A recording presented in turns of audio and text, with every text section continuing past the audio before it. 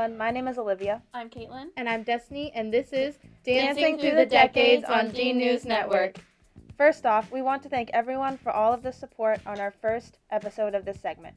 We are so excited to be back to tell you about the evolution of style of dance we are all very familiar with. Today we are talking about none other than hip-hop dance, where the culture came from and how it evolved into what we know today. Imagine this. It's a hot summer day in the Bronx, New York in 1973. At the time, youth was surrounded by drugs, crime, and an overall struggle. Because they wanted to find a way to escape their everyday struggles, the Bronx community invented their own art forms. DJ Kool Herc, known to be the father of hip-hop, hosted block parties in the South Bronx, playing music on his turntables as the community would come out to dance and spread messages within their culture. He noticed that people would get the most excited and dance at the breaks of the music. DJ Kool Herc would then improvise a technique where he would isolate and repeat the breaks in the music so people can continue to dance for a longer period of time. This laid the foundation for what would be known as hip-hop, and breakdances were born.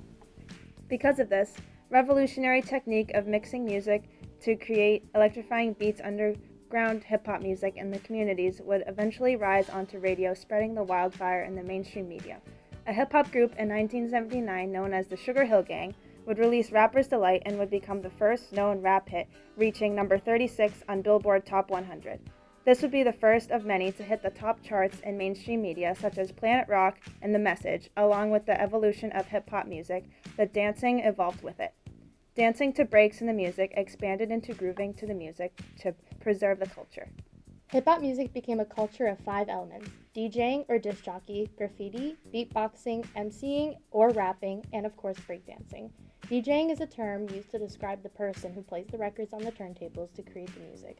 Graffiti is the physical art form that is associated with the hip-hop culture, being used to spread messages across New York City and create tags. Beatboxing is a new school element where people will use their voice to create rhythms and sounds to imitate music. MCing, developing into rapping, is otherwise known as the master of ceremonies or the host. This is where people would talk about the truth of the time, speaking out on struggles that they were facing within their communities, to the rhythm of the music provided by the DJ. Finally, the element of breakdancing, which we will be diving into more, consists of dancers moving to the breaks in the music, as previously mentioned, rocking to the beat and playing with the rhythms within their own body. Breaking is made up of 4 elements itself: top rock, down rock, power moves, and freezes.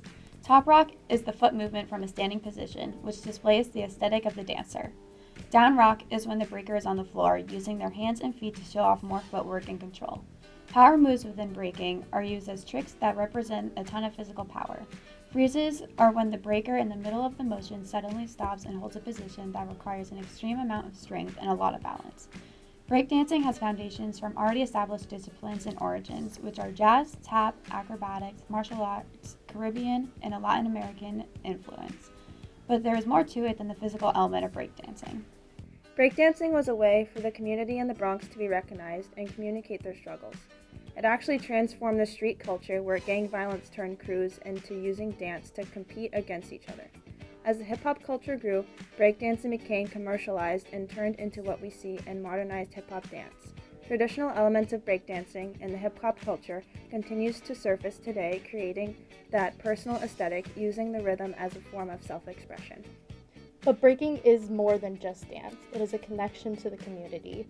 A lot of hip-hop dance is a way for people to notice the dancer, but it's not just about the dancer. It is viewed as a way for people to notice the political statement the dancer is making, bringing awareness to their community, what's important to their community, and who they are as a whole. That perspective that falls in line with the hip-hop culture is truly inspiring, and we should recognize hip-hop for what it stands for foundationally and what it brought for us to appreciate today. Well, that was a lot of interesting information. I even learned a lot while, rehearsing for this. Me too. Me too. Mm-hmm. Thank you all for tuning into this episode. Let us know what else you would like to see from us. We will see you all in the next episode of Dancing Through the Decades. Word! Oh no.